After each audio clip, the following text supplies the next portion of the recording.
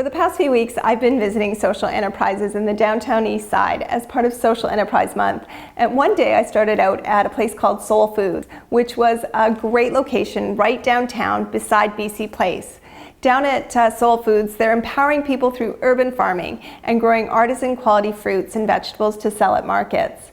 Later that day, I sat down with Amber and Brad at Hives Cafe on Powell Street. Hives Cafe provides a hand up to people in need by providing skills and training in the food service industry. And now they employ their graduates of the training program, and many of their trainees have actually gained employment elsewhere. Next, I went and visited Quest Grocery, BC's largest non-profit food exchange program. Quest offers a dignified way of accessing affordable, healthy foods for people who are facing barriers.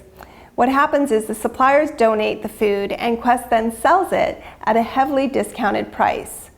Later on, I went to a place called Potluck Cafe. I met up with manager Colin Stansfield, who shared the history of how Potluck started. Really, it started by feeding people on the downtown east side. It's now a leader in social enterprise and community and economic development. Potluck employs people living in the neighborhood, and the cafe's revenues help Potluck to serve thousands of low-cost meals in the downtown east side. I also went and visited a place called Embers, which is a temporary employment agency. At Embers, they offer training for individuals from the downtown east side who have barriers to employment. And then they help them find employment, often in the construction business. But just last year, Embers helped some 890 people find employment. And finally, that day, I ended off at a place called Hives for Humanity on Hastings Street.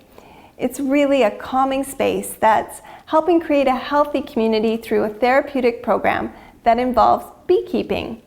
After visiting these social enterprises, it is clear to me that social innovation is thriving in BC.